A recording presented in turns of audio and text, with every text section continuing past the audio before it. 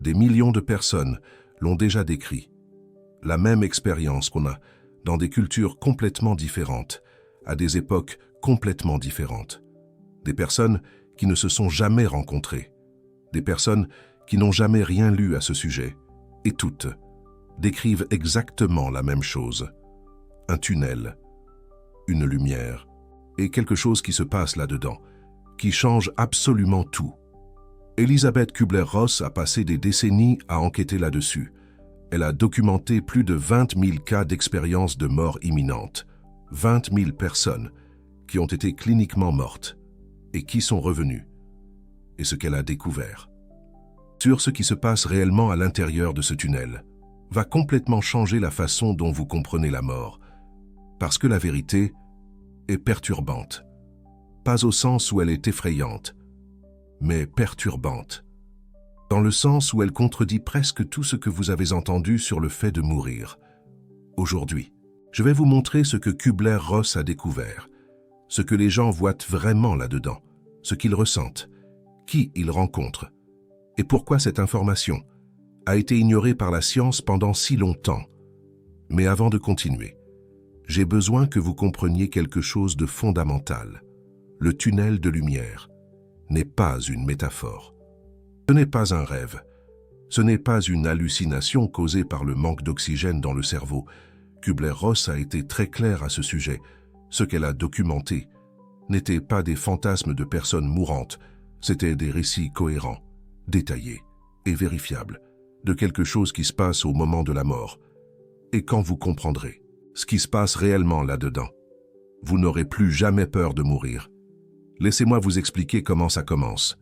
Au moment où le cœur s'arrête, quelque chose se produit. La personne ressent une séparation. Ce n'est pas de la douleur.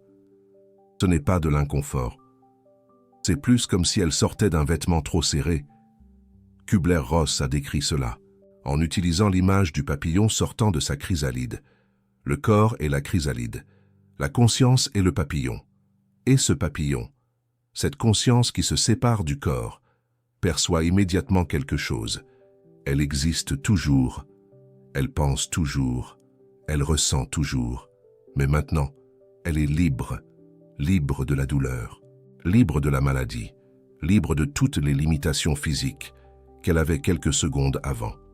Et alors, presque immédiatement, elle réalise qu'elle n'est pas seule. C'est là que les choses commencent à devenir intéressantes. Kübler-Ross a documenté que dans pratiquement tous les cas, la personne qui vient de mourir rencontre quelqu'un, pas n'importe qui, des proches décédés, des amis qui sont partis avant, parfois des anges, parfois des êtres de lumière, parfois des figures religieuses qui font sens pour cette personne spécifique. Un chrétien peut rencontrer Jésus, un bouddhiste peut rencontrer Amitabha, un athée peut simplement rencontrer une présence aimante, sans forme définie. Mais tous rencontrent quelqu'un, et cette présence est là pour une raison spécifique.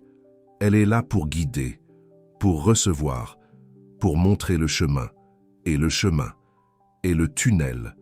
Maintenant, laissez-moi vous décrire exactement comment les gens racontent ce tunnel, parce que les détails sont fascinants. Premièrement, la perception du mouvement. Les gens décrivent être tirés. Ce n'est pas un mouvement qu'ils contrôlent. C'est comme si une force douce, mais irrésistible, les emmenait vers l'avant, ou vers le haut, ou dans une direction, qui n'existe pas dans le monde physique. La vitesse varie. Certaines personnes décrivent un mouvement doux, presque flottant. D'autres décrivent une vitesse incroyable, comme si elles traversèrent l'espace en quelques secondes. Mais tous décrivent la même chose à la fin, une lumière. Pas n'importe quelle lumière, ce n'est pas la lumière du soleil, ce n'est pas la lumière d'une lampe. C'est une lumière qui semble vivante, une lumière qui semble intelligente, une lumière à qui semble vous connaître. Le docteur Raymond Moody, qui a travaillé avec Kübler-Ross, a décrit cette lumière comme étant dorée et blanche en même temps. Une lumière qui devrait être aveuglante, qui devrait faire mal aux yeux, mais qui, d'une certaine manière, est parfaitement confortable à regarder, et la lumière communiquent. C'est quelque chose que presque toutes les personnes rapportent. La lumière ne parle pas avec des mots. Il n'y a pas de son, mais il y a communication, des pensées, des sentiments, de la compréhension. Tout se passe instantanément, comme si l'information était transmise directement de conscience à conscience. Et que communique la lumière? Amour, acceptation, paix. Mais calmez-vous, parce que ce qui se passe à l'intérieur du tunnel, avant d'arriver à la lumière, c'est là que les choses deviennent vraiment perturbantes. Laissez-moi vous raconter ce que Kübler-Ross a découvert sur l'intérieur du tunnel. Premièrement, le tunnel n'est pas vide. Ce n'est pas seulement un passage sombre. Avec de la lumière au bout, les gens rapportent voir des choses là-dedans. Des visages, des formes, des motifs d'énergie. Certains décrivent le tunnel comme étant fait de lumière vivante, vibrant avec des couleurs qui n'existent pas dans le spectre visible normal. D'autres décrivent des sons, pas des sons comme nous les entendons ici, des tons, des vibrations, une espèce de musique qui ne peut être reproduite par aucun instrument terrestre. Et voici la partie que Kübler-Ross considérait comme la plus significative. À l'intérieur du tunnel, beaucoup de gens rapportent une revue de vie, pas après être arrivés à la lumière, à l'intérieur du tunnel lui-même. Ils voient des moments de leur vie, un défilé, pas comme un film, comme une expérience. Ils revivent des moments, ils ressentent à nouveau ce qu'ils ont ressenti. Mais plus que cela, ils ressentent ce que les autres personnes ont ressenti à cause de leurs actions. C'est extrêmement important. Si vous avez blessé quelqu'un, vous ressentez la douleur que vous avez causée. Si vous avez aidé quelqu'un, vous ressentez la gratitude et le soulagement que la personne a ressenti. Et tout cela, sans jugement extérieur. Il n'y a pas de figure divine pointant du doigt. Vous expérimentez simplement les conséquences de vos choix. Kübler-Ross a appelé cela la compréhension sans jugement. La lumière au bout du tunnel ne vous condamne pas. Elle vous montre, elle vous fait comprendre, elle vous fait ressentir.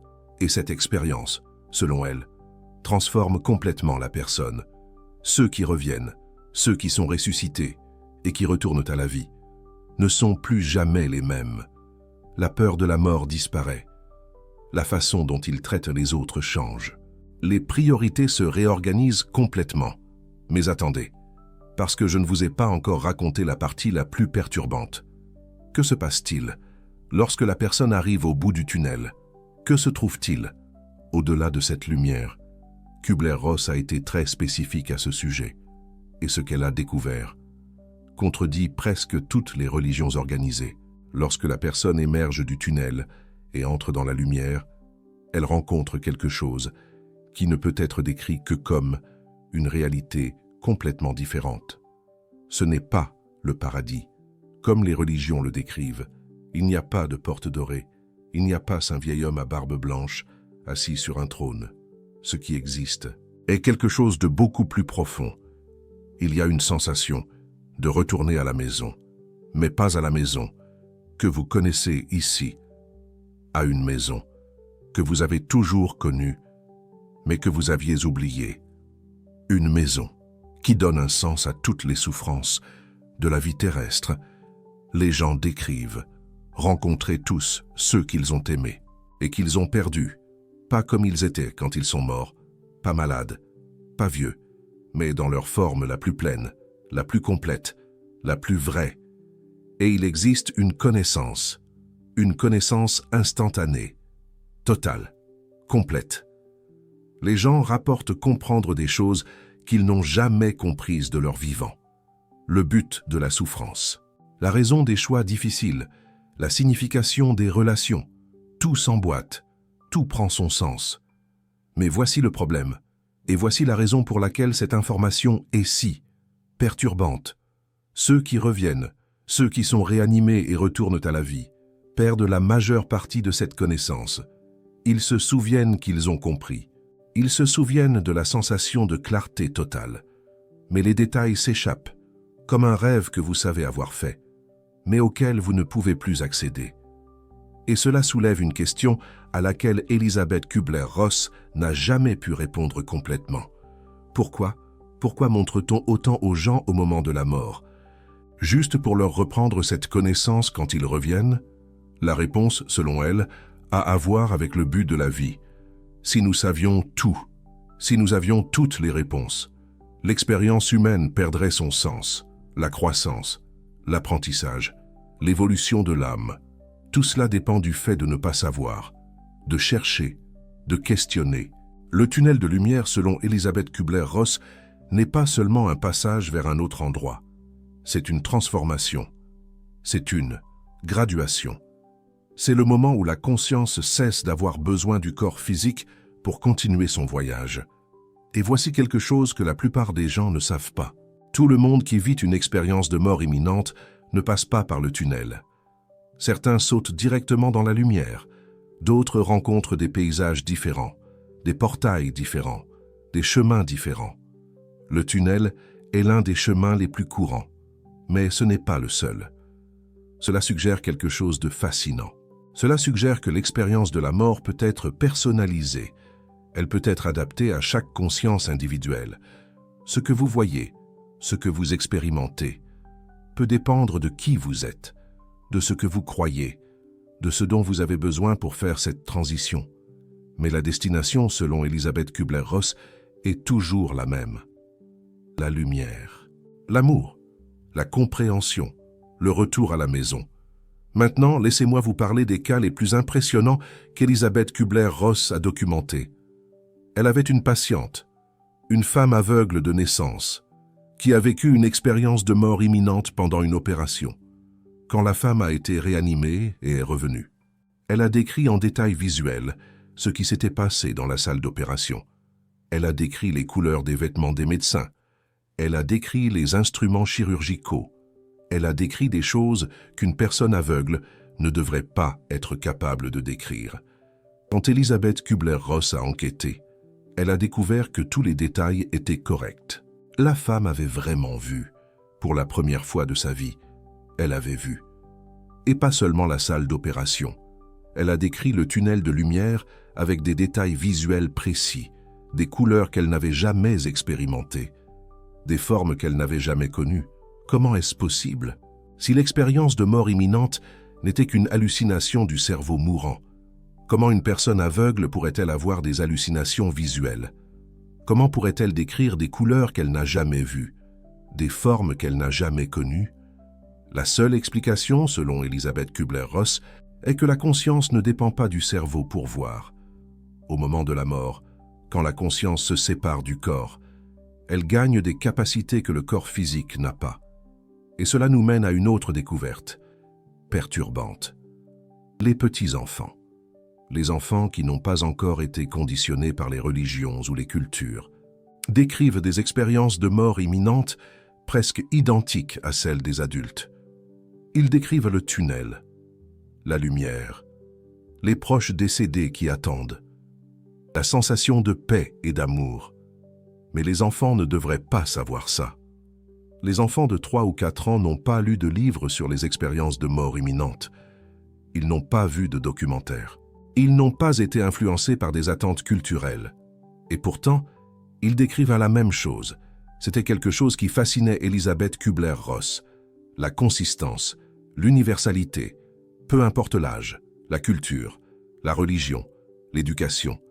Les gens décrivaient des expériences remarquablement similaires. Le tunnel, la lumière, la sensation d'amour inconditionnel, la rencontre avec les êtres chers décédés, la révision de vie, la difficulté de revenir. Oui, la difficulté de revenir. C'est quelque chose dont on ne parle presque jamais. La plupart des gens qui vivent des expériences de mort imminente ne veulent pas revenir. Ils décrivent l'expérience de l'autre côté comme étant si merveilleuse, si accueillante, si pleine de paix, que l'idée de retourner au corps physique est presque insupportable. Beaucoup rapportent avoir été renvoyés contre leur volonté. Certains décrivent avoir été informés qu'ils avaient encore du travail à faire. D'autres disent avoir été rappelés à leurs responsabilités, à leurs enfants à élever, à des missions à accomplir. Et quand ils reviennent, quand ils rouvrent les yeux dans ce monde, beaucoup sont ressentiments, au moins initialement. Ils avaient expérimenté quelque chose de si extraordinaire, si au-delà de tout ce que la vie terrestre offre, que revenir semble une punition. Mais avec le temps, cette perspective change. Et voici quelque chose qu'Elisabeth Kübler-Ross considérait comme extrêmement important. Les gens qui reviennent d'expériences de mort imminente deviennent meilleurs, plus compatissants, plus aimants, moins matérialistes, moins préoccupés par des choses triviales. Ils réorganisent complètement leurs priorités. La peur de la mort disparaît presque universellement. Pas parce qu'ils ne valorisent pas la vie. Au contraire, ils la valorisent de plus. Mais la peur, cette anxiété existentielle qui hante la plupart des êtres humains, se dissout simplement parce qu'ils savent. Ils ne croient pas. Ils savent. La mort n'est pas la fin. C'est une transition. C'est un changement d'état. C'est comme le papillon sortant de sa chrysalide. Maintenant, laissez-moi vous parler de quelque chose que la science moderne commence finalement à comprendre. En 2013, des chercheurs de l'Université du Michigan ont découvert quelque chose de fascinant. Ils ont surveillé l'activité cérébrale de rats au moment de la mort. Et ce qu'ils ont trouvé était surprenant. Au moment où le cœur s'arrêtait, au lieu de voir l'activité cérébrale diminuer comme on s'y attendait, elle augmentait dramatiquement. Pendant environ 30 secondes après la mort clinique, les cerveaux des rats montraient des niveaux d'activité qui excédaient tout ce qui avait été observé pendant la vie normale. Spécifiquement, l'activité dans la bande gamma, le type d'activité cérébrale associée à une conscience élevée, à une perception sensorielle accrue et à des expériences transcendantales. Cela peut expliquer pourquoi les expériences de mort imminente sont si vivides, si réelles, si détaillées. Au moment de la mort, le cerveau peut être plus actif que jamais. Mais cela n'explique pas tout. Cela n'explique pas comment les personnes aveugles peuvent voir. Cela n'explique pas comment les gens peuvent décrire des événements qui se sont produits dans d'autres salles de l'hôpital. Cela n'explique pas la cohérence universelle des expériences. La science n'a pas encore toutes les réponses.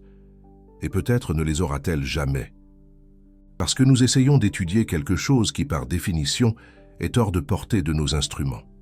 Mais Elisabeth Kübler-Ross ne se souciait pas de prouver scientifiquement l'existence de la vie après la mort.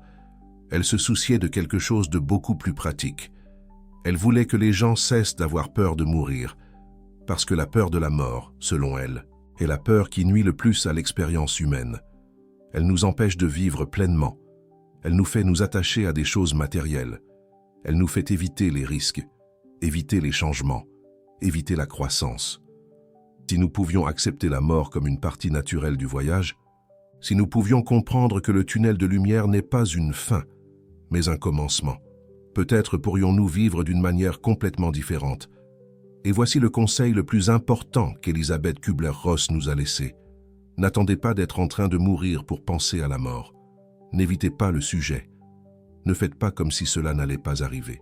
C'est parce que cela va arriver, à nous tous. Et plus tôt nous ferons la paix avec cela, plus libres nous serons de vivre. Elle a passé les dernières années de sa vie à enseigner cela, à aider les gens à affronter la peur, à montrer que la mort n'est pas l'ennemi que nous pensons qu'elle est, à montrer que le tunnel de lumière n'est pas quelque chose à craindre, c'est quelque chose à attendre.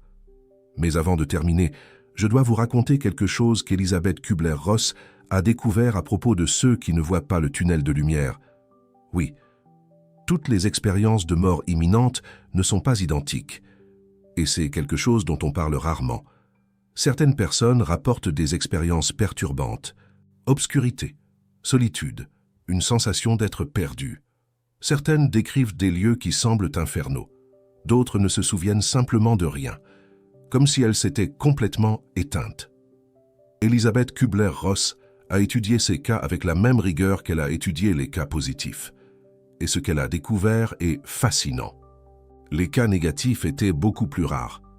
Ils représentaient moins de 10% de tous les témoignages. Et la plupart du temps, ils avaient des caractéristiques spécifiques en commun. Premièrement, beaucoup étaient incomplets. La personne était réanimée avant de traverser tout le tunnel, avant d'atteindre la lumière. Elle restait piégée dans la partie sombre du voyage. Deuxièmement, beaucoup de ces personnes avaient des histoires de vie marquées par une culpabilité extrême.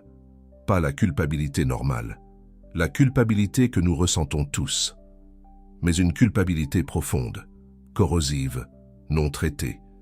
Et il semble que cette culpabilité affectait l'expérience. Troisièmement, et peut-être le plus important, beaucoup de ces expériences négatives se transformaient. La même personne qui rapportait initialement la terreur et l'obscurité, lorsqu'elle parvenait à traiter l'expérience, percevait souvent qu'il y avait des éléments d'apprentissage là, des éléments de confrontation avec des parties d'elle-même qui devaient être affrontées. Elisabeth Kübler-Ross ne croyait pas en l'enfer au sens traditionnel.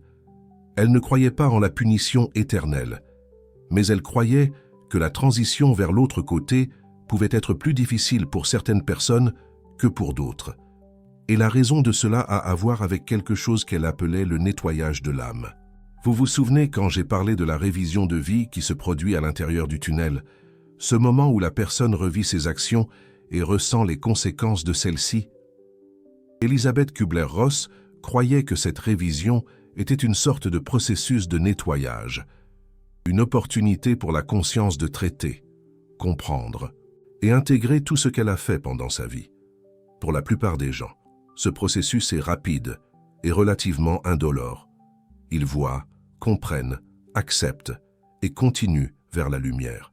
Mais pour certains, pour ceux qui ont causé beaucoup de souffrance, pour ceux qui ont vécu des vies de grande cruauté ou négligence, ce processus peut être plus intense, plus long, plus inconfortable. Ce n'est pas une punition, c'est un traitement. C'est comme la douleur d'un muscle qui est en train de guérir. Nécessaire, mais temporaire, et éventuellement, selon Elisabeth Kübler-Ross, tout le monde arrive au même endroit. La lumière, l'amour, l'acceptation. Personne ne reste perdu pour toujours. Personne n'est condamné éternellement. Tout le monde rentre à la maison. C'était quelque chose que les religions traditionnelles avaient du mal à accepter. L'idée qu'il n'existe pas de condamnation éternelle allait à l'encontre de dogmes établis depuis des millénaires. Mais Elisabeth Kübler-Ross n'était pas intéressée à conformer ses découvertes aux dogmes. Elle était intéressée par ce que les gens expérimentaient réellement. Et ce qu'ils expérimentaient, dans l'écrasante majorité des cas, était l'amour inconditionnel, l'acceptation totale, la compréhension complète. Peu importait ce qu'ils avaient fait dans la vie, peu importait leurs croyances religieuses, peu importait qu'ils soient saints ou pécheurs, la lumière recevait tout le monde. Cela ne signifie pas que les actions n'ont pas d'importance. Elles importent beaucoup, parce que l'expérience à l'intérieur du tunnel, la révision de vie, fait que chaque action a des conséquences. Vous sentez ce que vous avez causé. Vous expérimentez l'impact de vos choix. Mais il n'existe pas de juge externe. Il n'existe pas de cour céleste décidant de votre destin. Vous êtes votre propre juge. Vous êtes votre propre témoin. Et à travers cet auto-jugement, vous grandissez, vous évoluez, vous vous transformez. Et après que le traitement est terminé, vous continuez vers quelque chose de plus grand, vers quelque chose que notre esprit humain ne peut même pas imaginer. Le docteur Pim van Lommel, un cardiologue néerlandais qui a mené l'une des plus grandes études scientifiques sur les expériences de mort imminente, a interviewé 344 patients qui avaient été réanimés après des arrêts cardiaques.